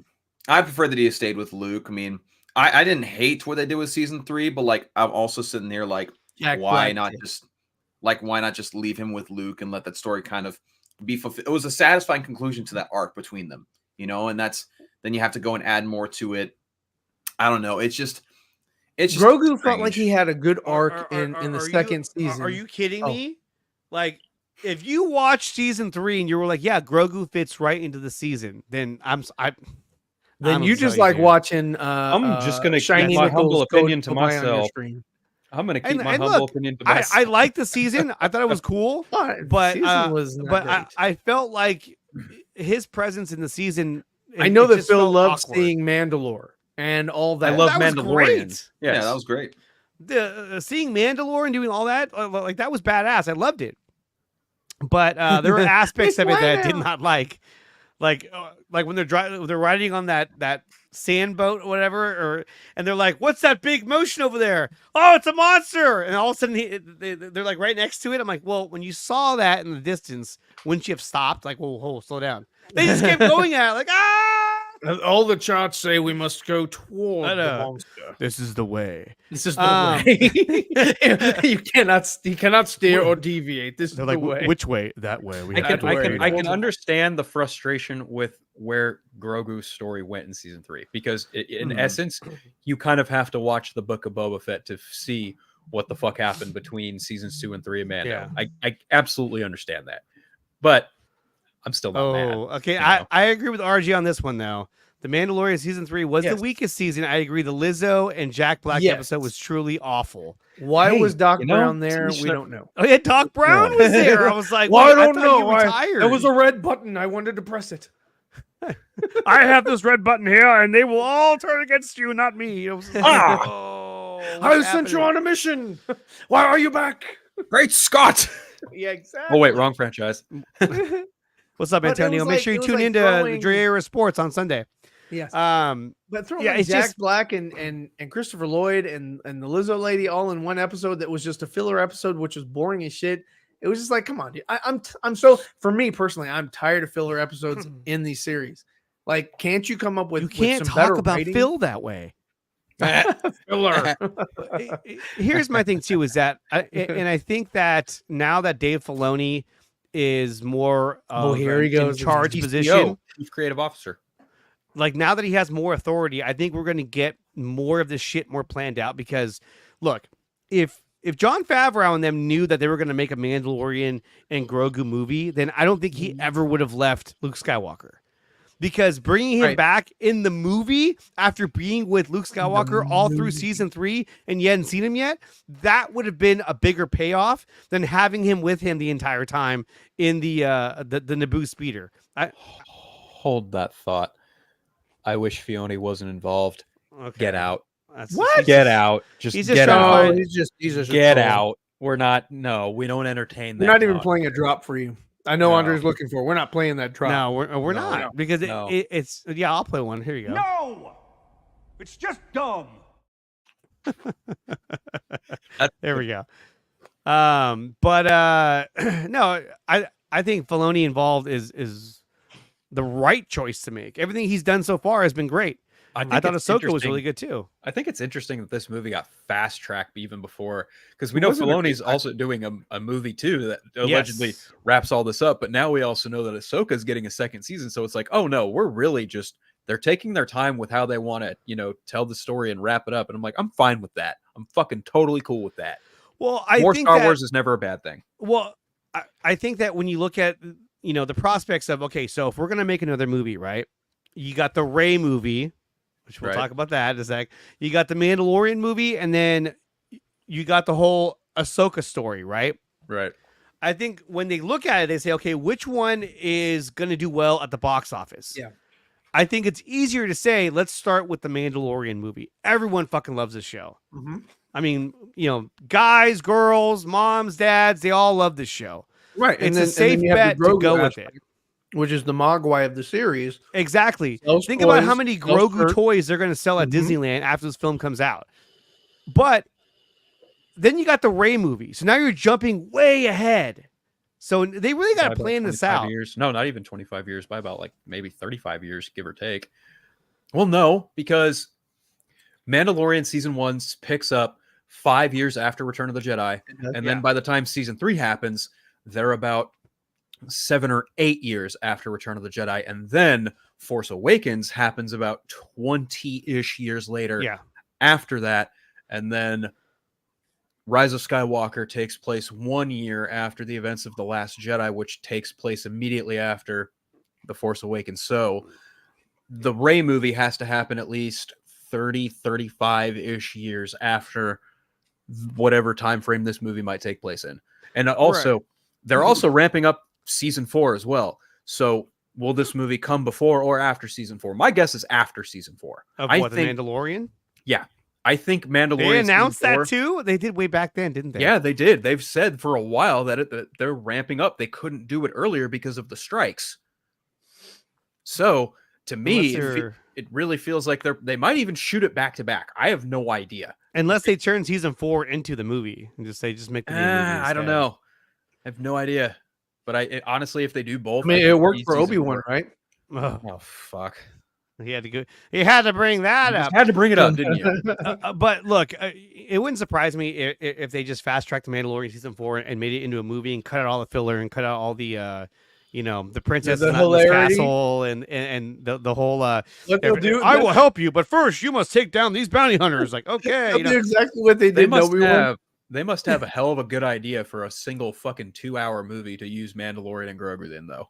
There'll be a scene but where this film Mandalorian has to sit on top of Grogu. but this film has the potential to be huge because now you can have a full-on war on Mandalore and have it take place primarily on Mandalore. So you have a lot to work with.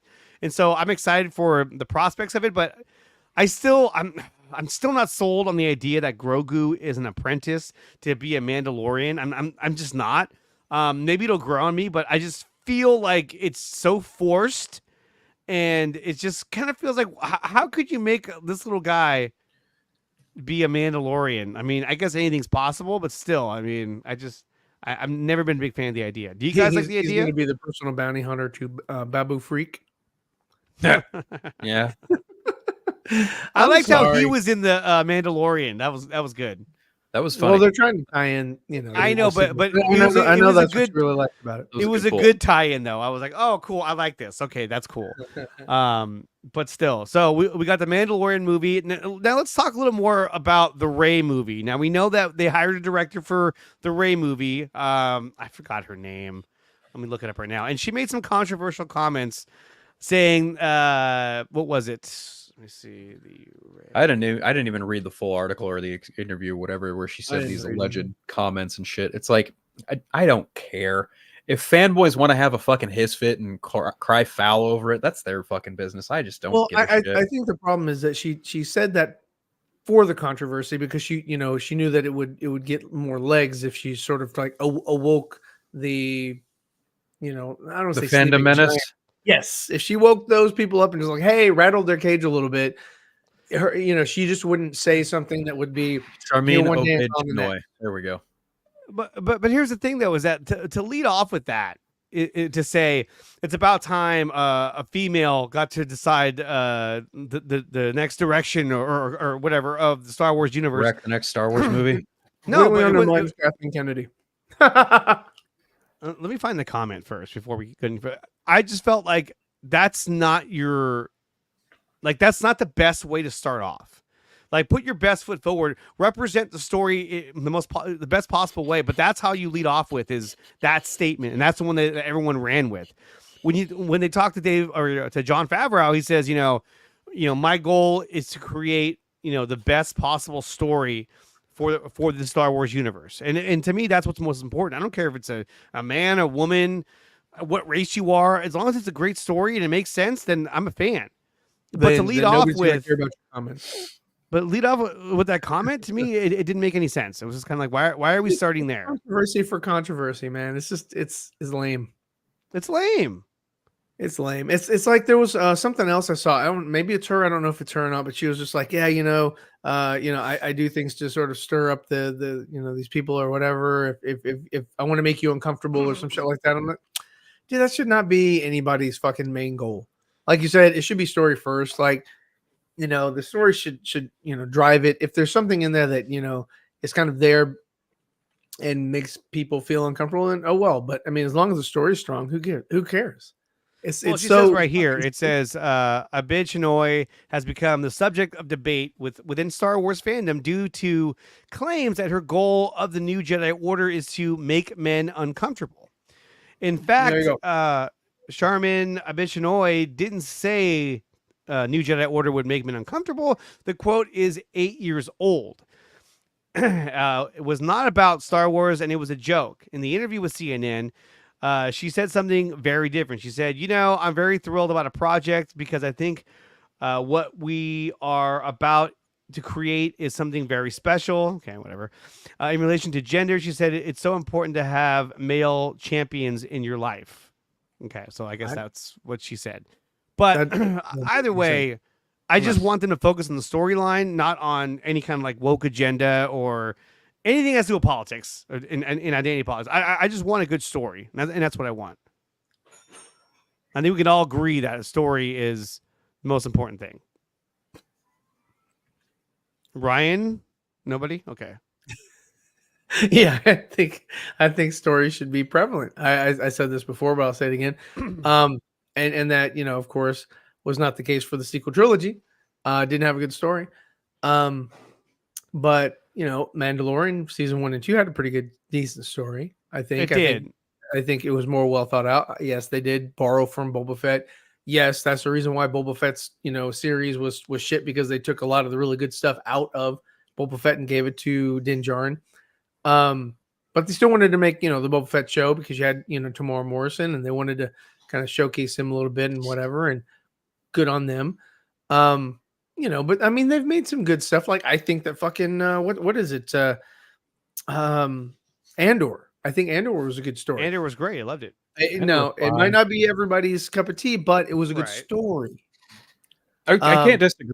And it wasn't my cup of tea, but I won't say it's a bad story. Yeah, and that's what I gravitate to, is it's just good story. If you want to like shoehorn in goofball crap just because that's what people that like I don't understand the yellow lightsaber, but whatever.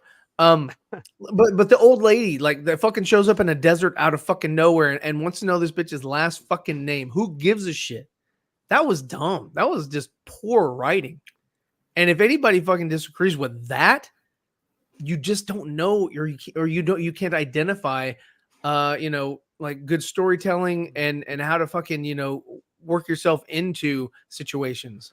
Because I you're agree never with going to Dwayne right here. What's up? To me, it doesn't matter as long as the script is good. Yeah. And the movie is good. Exactly. Because, I mean, you can have a fucking great script, but then, poor execution can also destroy your movie or your show or whatever. New member of the channel, Jason McKenzie, says he's going to need a super tiny jetpack. It's like a piccolo, or what do you call it? Like a bottle rocket.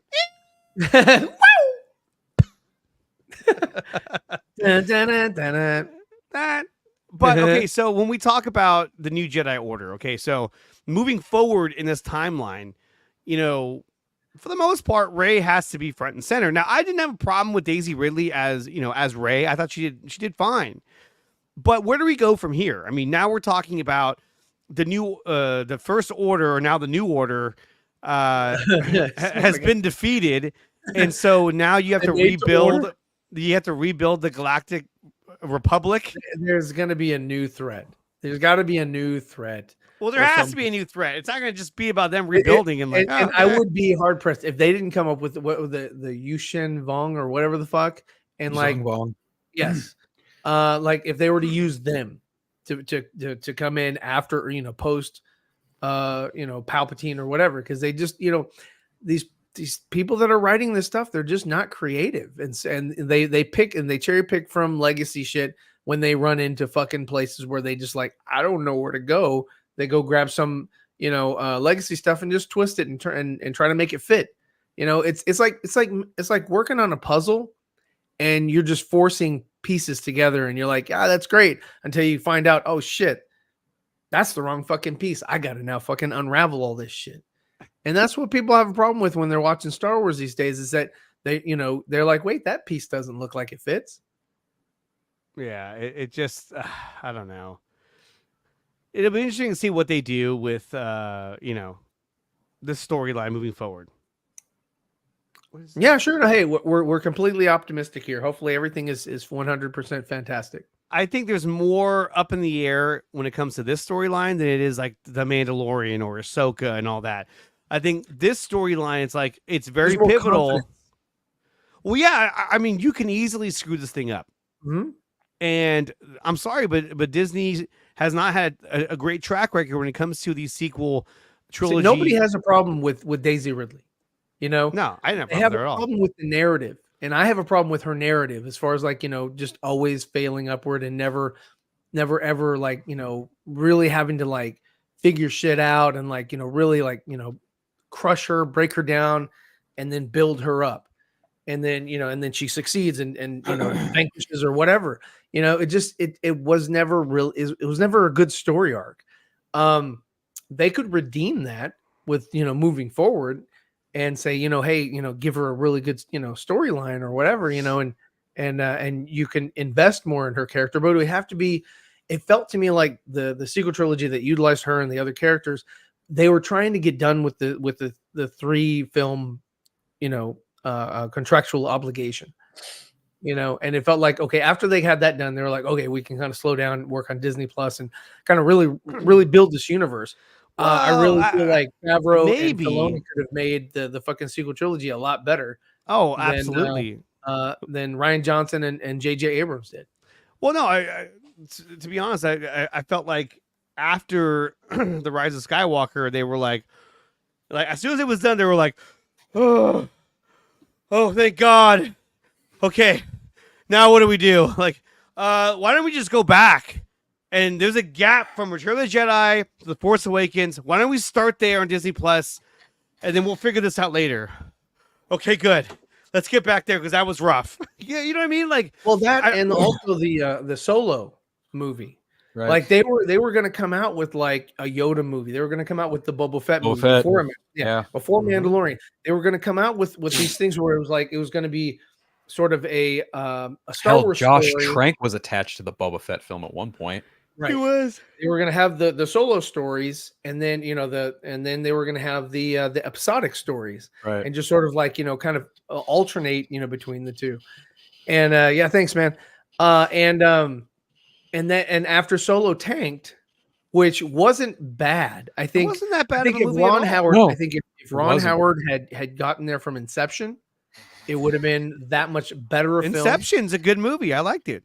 Inception's Oh, I a see good what movie. he's saying. I see what he's saying. But I think Yes. that if Ron Howard had it from the jump, Yeah, I think it would have been agreed. a better movie. I think, like the Aaron Wright guy, he's not bad, but I think that he wasn't a strong lead. I think they could have gotten a better or a stronger, Han Solo, because Han Solo's presence or his character is Right. But I mean- he's got that swagger, right? Well, and that's what he didn't have. And didn't there was have it. there was plenty of times in that movie where I was Lando like, had more I would swagger have than said him. this, or I would have had him say this, and like at one point, He should have had equal swagger. well, at one point he had he was running over to get to the cockpit, and like Chewie was kind of following him, and in my head I was like, I don't understand why he just didn't say, "Come on, Chewie," you know what I mean? Like just like they do in the later movies. But the little things like that, I was like, oh god, you could really shoehorned in a lot of cool, connections, and you just really didn't do that at all. And I like a lot of the stuff they did, a lot of the world building that they did in that movie when he was in the battles and shit, and you saw that, and it was like, okay, this is the Empire taking over. It wasn't just that the fucking the clone troopers like just wiped out the galaxy and just kind of gave it over to the Emperor, and now everything's cool. No, they were still fucking fighting and taking over territories and shit, and they were using not clones anymore, but they were using not reserves, but not volunteers, but people who sign up. Yeah. They were using those types of people to build their navy and army and all that, and I liked that. I thought that was really cool, and I liked that Woody Harrelson's team was in this shit trying to fucking run a coup during a battle. That was, I was like, that's interesting. Yeah, Jon Favreau in that shit, and that was it was great. But even I thought the the bikers spaceport or the kid bikers, that was one of the weakest parts. They could have had a better crew. They could have had a bigger threat. But the way they handled that, just it diminished it a little bit for me, and kind of like that's one of the weakest spots of the film. Is that like in the third act when that The other third group act. shows up? Yeah, when they were already at that planet and they were on Yeah. they were on the train, and then you had the people on the speeder bikes like shooting at them and all this other bullshit because they were trying to steal, but they were trying to take for their people or do something courageous. They looked really cool. Looks cool, yeah. They looked cool, but then Art department did a great job. Solo when is they a took their visually helmets good off, I looking was like, movie. Despite Oh, here we the go. Hold amount on. of turbulence that happened behind the scenes. You're absolutely correct, and so I'm gonna give you this. No one's ever really gone. That's dumb. You're dumb. Thank you, Droga, for the Thank you, Droga. Thank you so much. Two Two Australian credits. Australian Jolas. What are they called in Australia? Are they called Dingoes. dollars? Are they called credits? Are they called Public credit. Your money's no good here. Do you deal in with notes or do you deal in coin? The metric system. He's like, we have sacks of coins everywhere. Metric system. It's a metric system, definitely. Just dollars. Pulp Fiction is in my top 20 films of all time, for the record. Nice. There he is. Welcome back. You have a Royale. With I've been listening back for like the past You 10 came minutes. back. Wow. Fuck We you for thought you not went to joining bed. sooner. I know. As far as like coming back on screen, I had to talk on the phone with a friend. Okay, Dawson, what you don't realize is that Phil just realized that you were here. Period. He thought you were still at dinner with your friends. He never saw the first appearance. No. When you first arrived, is what he was doing. He was like, "Shit, come on." He's like, "Where's that Pokemon at?" Right now he's like, on my "Oh DS, God, on my when did Switch." Dawson get here? What the fuck?" Yeah. But we're talking about the Ray movie and all that. So there's a lot to unpack here. And there's a lot of potential, but there's a lot of potential. They can go wrong in a lot of different ways. So I hope that they're able to navigate this the right way, and I hope Filoni can help steer them in the right direction. When it comes to the Ray movie. And the most optimistic possibility with this movie is that they somehow find a way to sort of, in retrospect, make the sequels at least look a little bit better, or make the sequels actually make it to where they led to something. Of course, there'd be a lot of groundwork in order to do that. With as far as Rey's movie, in order to draw people in and really make it, for me, it's going to have to be a very, very well-written story that, somewhat makes up for some of the blunders of the previous movies. I don't know. It's got a lot of work to do to earn the trust of fans. And they're going to have, I mean, they've had amazing trailers for Star Wars in the past, especially the sequel trilogy. They've had amazing trailers that have looked awesome, and the movies have pretty much disappointed to an extent. So it's going to take more than just a trailer. I think that the trust of fans in Star Wars is not very high. And so the main thing with this movie is that everything in production has to go at least somewhat smoothly. The trailers have to be great. And when it first comes out, it's got to have great word of mouth. Otherwise, it's going to be a very sticky situation for Star Wars. I mean, Star Wars, the title itself is going to put butts in seats no matter what. Now, whether or not it's going to be the same amount that came out for The Force Awakens, that I highly doubt. But again, they have to have great word of mouth, and it has to be just a movie that knocks it out of the park. Again, with Dave Filoni and Jon Favreau involved, I hope that's the case. Because again, keep in mind, people, Jon Favreau is the one that directed the first Iron Man movie, one of the best superhero films of all time. And so he's capable of making a fantastic movie. So if he's able to pull a bunny out of a hat with this one, then pull a bunny out of a hat. They play the Marvel movies on TNT a lot because at work they always have it on. And so lately I've been seeing a lot of scenes from like Winter Soldier and Civil War, and Iron Man.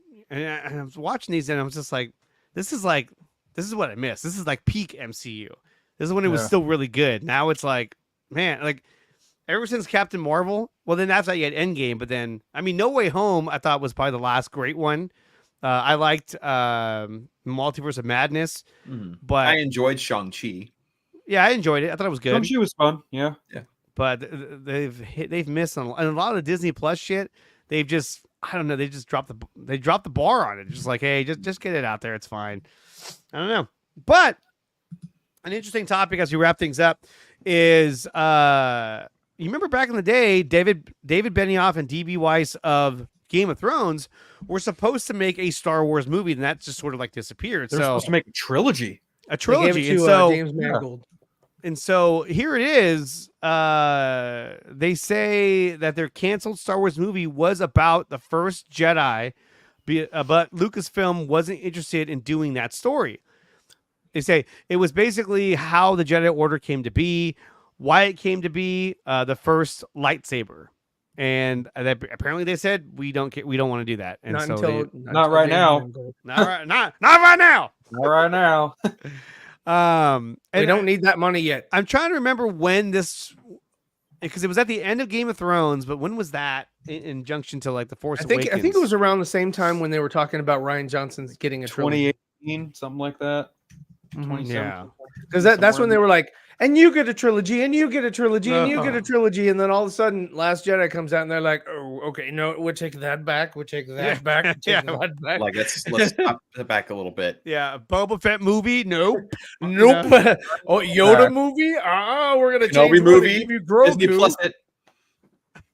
I mean, it's poor planning, and the fact that, I mean, look, I'm not sitting here trying to lead the charge for a lot of other dumb content creators, but to me it's interesting that like there's so many failures when it comes to Disney Star Wars lately that Kathleen Kennedy is still in charge. Look, this is after this contract's over, that's it, she's done. I know she's been ruined by fire. But I'm just saying, like, it feels like anybody else, doesn't matter who's who in she's charge, married to, would have already felt the heat, and they don't with her. I don't know why. Because of who she's married to. I know, but I'm saying it sucks. Frank Marshall, right? Frank, yeah. And remind me get rid of her.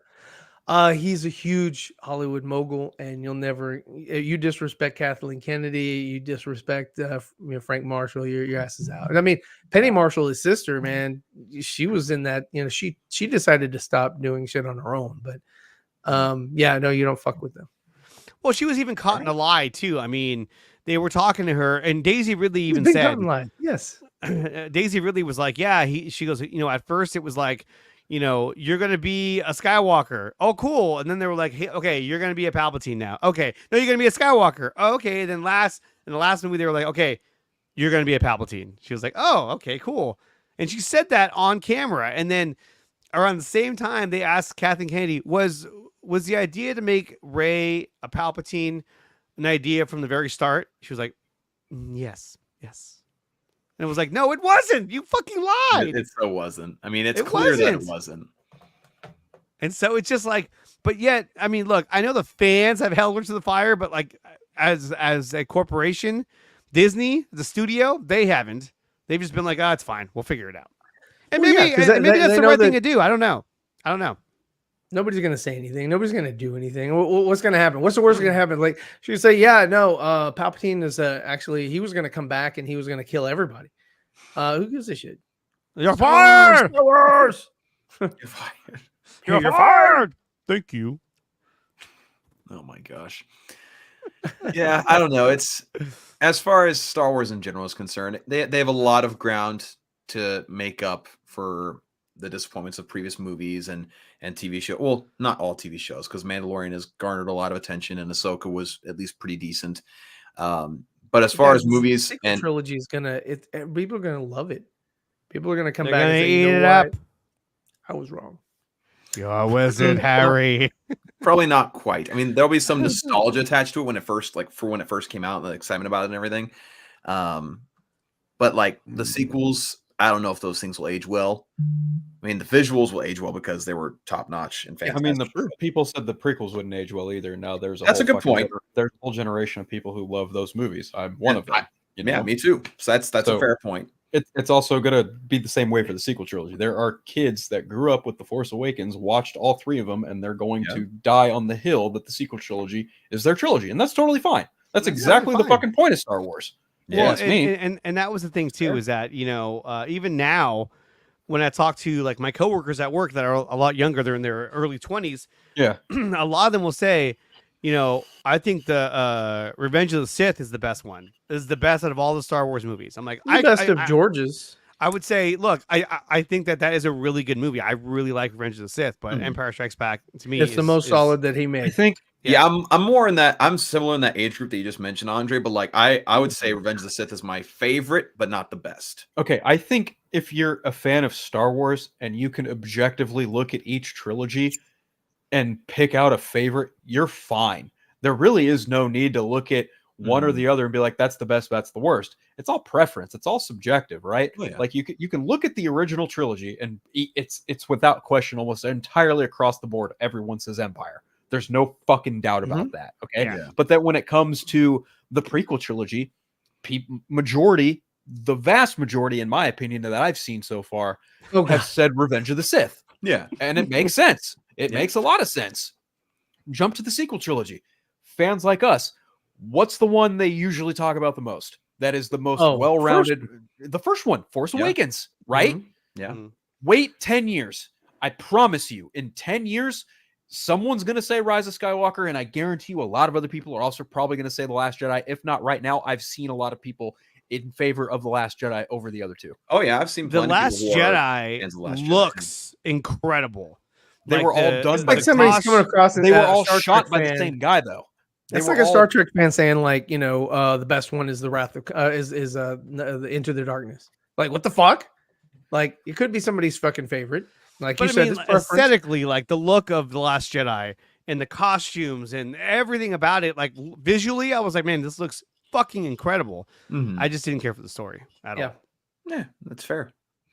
But like, kind of the Phil's point, like, I've definitely seen on social media there are people who will die on the hill of The Last Jedi being their favorite Star Wars movie. That they may be a minority, I don't know, but there are people who, like Phil said, have their own preferences in the different trilogies, and some of those narratives about which is better will probably change. I mean, again, if you just said back in 2005 when Revenge of the Sith first came out, if you were to say that it was the best movie out of all six, like some people say nowadays, they probably would have been laughed out of the room they were standing in. But now it's more of a respected opinions where people are like, oh yeah, I can see that.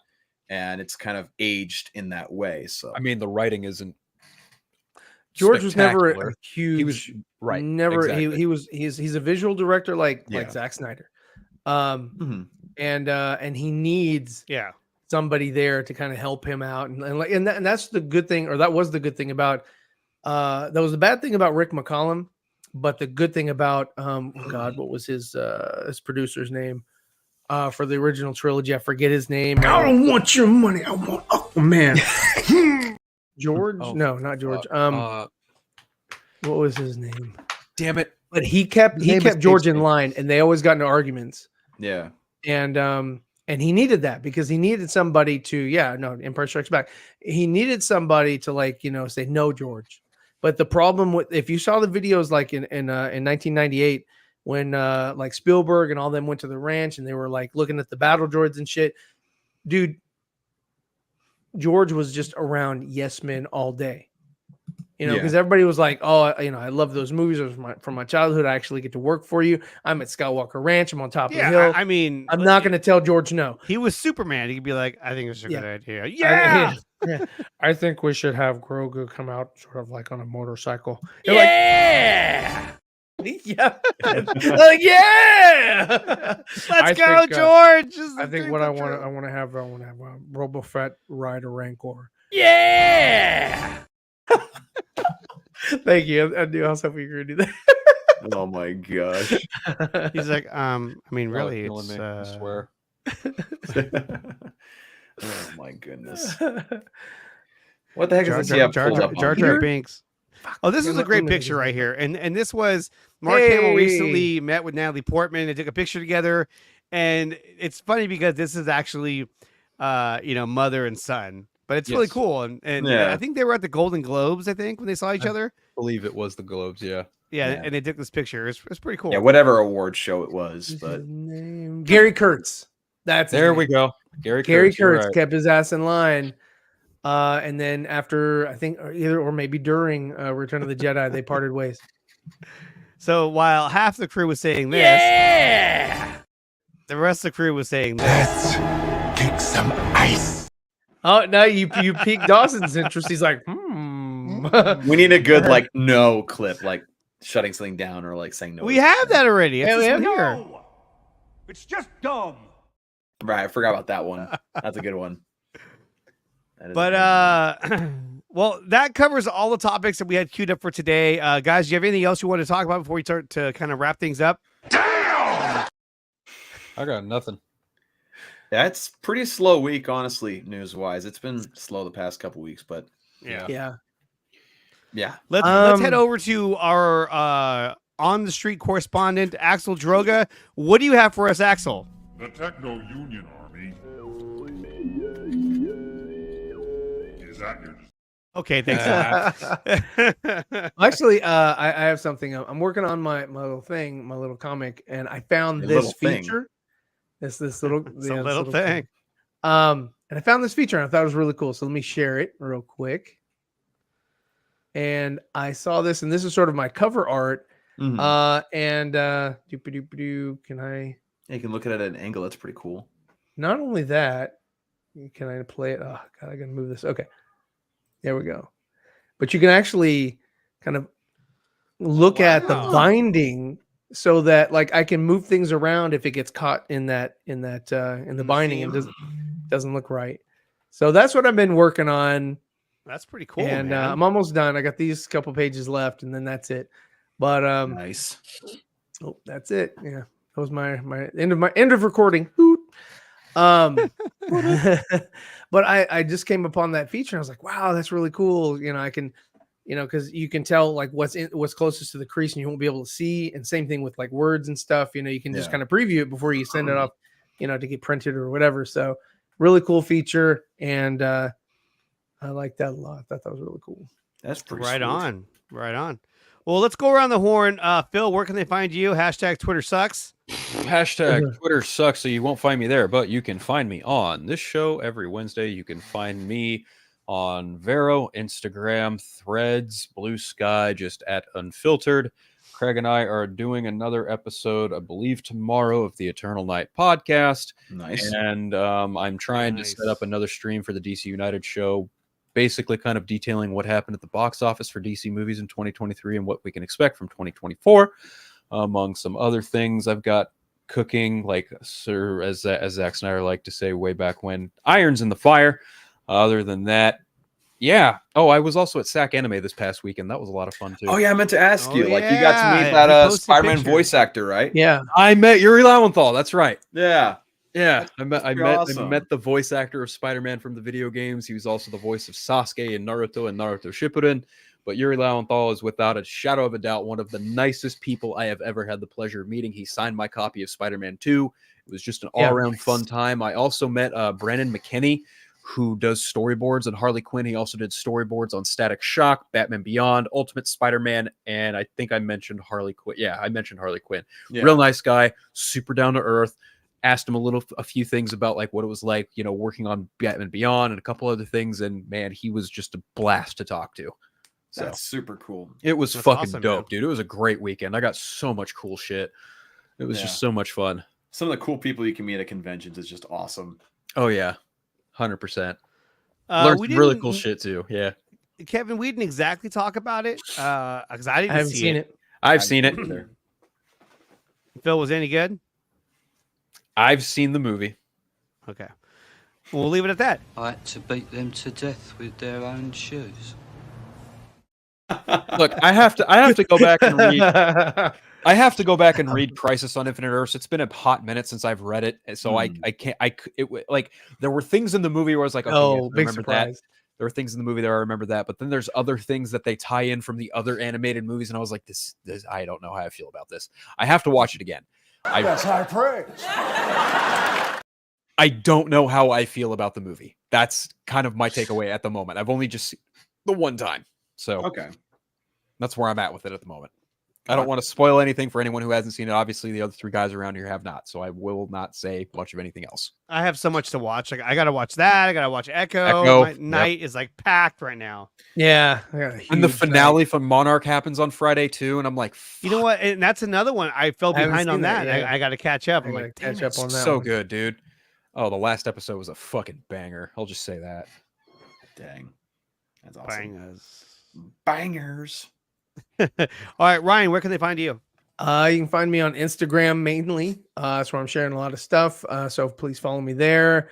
I'm gonna start putting up YouTube shorts and my TikTok stuff again as soon as I can. And I'm gonna do like just a little drawing videos here and there. And yeah, so keep on the lookout for my comic book. I'm almost done with it, and yeah, I'm really happy about that. So cool. That's all I got. Nice. Awesome. What about you, Dawson?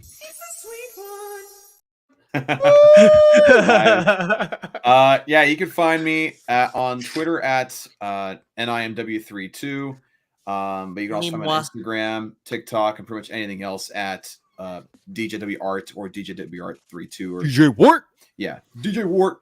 Yeah, be sure to go check out all of us and be sure to go check out DJWArt.com. I'm actually actively participating in what's called Spawnuary this month. Right, you are. Which, for those who don't know, it's a competition where each week of January there is a different theme involved in the Spawn universe. The first week was Spawn himself. This week is Gunslinger Spawn. So I'm working on a Gunslinger Spawn cover concept right now. cool. I'm finishing inking it, and it looks great so far, if I do say so myself. But the competition is that there are 4 active series in the Spawn universe. So Spawn, King Spawn, Gunslinger Spawn, and Scorched. And so a artist will be picked for their cover art will be picked for one of those 4 comics sometime in either the 3rd or 4th quarter of the year. So basically, I'm just trying to put out as much artwork as I can about it. I'm only going to have 1 entry this week because I have a really ambitious cover concept for the next week, which is Scorched, which is the team that Spawn's part of. So I have a What's really, the winner get? I literally just told you. A date with you. Oh, that's a good. That's a No, good the one winner right gets there. the winner gets their Trip to Little Caesars. yeah. The winner gets their Just let art me know to be which one's featured. yours. I'll pick that one. Yeah, their art or the winners. There are gonna be 4 winners, and so only 1 art piece for each winner. And their art will be picked to be on the cover of one of the Spawn Universe comics sometime later in the year. Yarp. So that's rad. that's definitely what I want. I want to be able to have a comic in stores that has my art on it, on the covers. So that's the whole big idea. It would just be fantastic. And speaking of Spawn, I got these two things past couple days. Since yesterday I turned 27. Nice. Okay. Yeah, just saying. Happy belated birthday, because I forgot. Yeah, happy birthday, man. Thank you. I forget this because his birthday's 10 days before mine. Mine's next Friday. Oh, nice. Oh, hey. My Phil, you have God. a birthday next Friday? How old are you going to be? 32. 32. Man, that's awesome. Ryan's like, I remember when I was 32. That was like 30 years ago. I'm not there yet. I'm not there yet.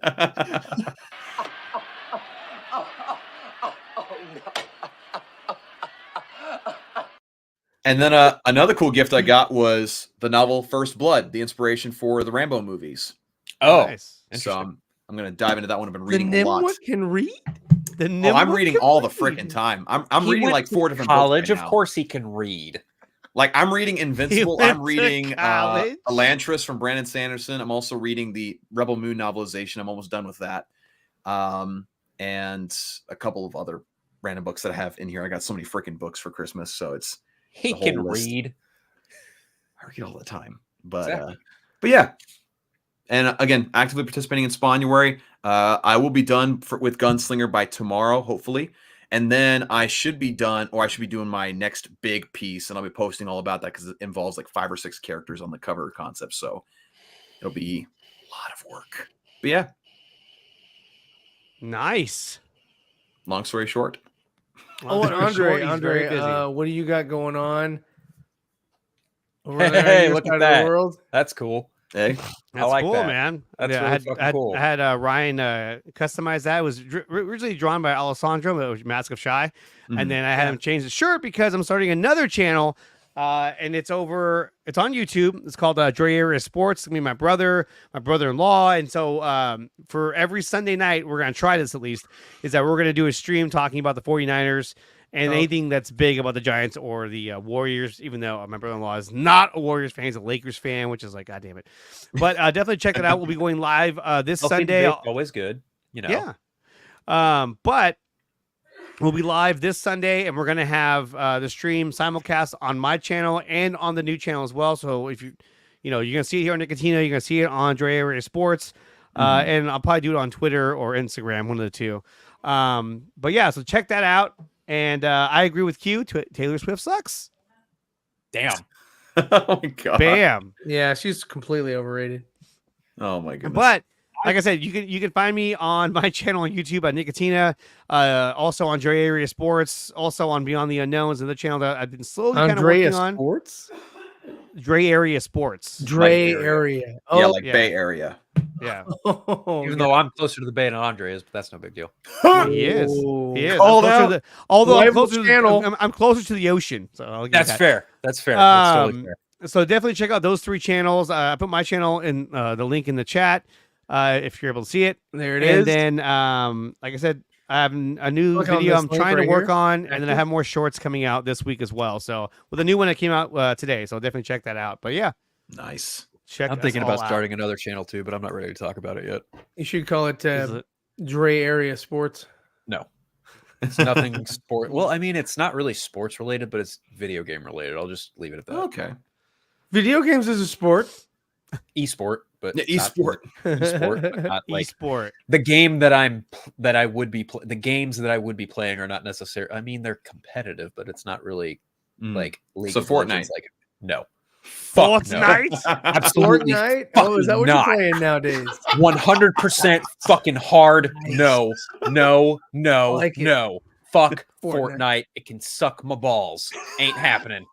Ain't fucking happening. He's like, I'm gonna Fortnite play Phil. Suicide Squad Kill the Justice League. Absolutely fucking not. No, not that either. No, thank Oh you. man. Oh, hilarious. And then this is where is it? On the shirt, Although I there heard you that's go. getting nothing but like middling to shit reviews as it is. yeah, yeah. I've heard nothing good about it. Neither have I. And It's then been and this is the new intro for my my other show, which is starting on this Sunday. Here it is right here.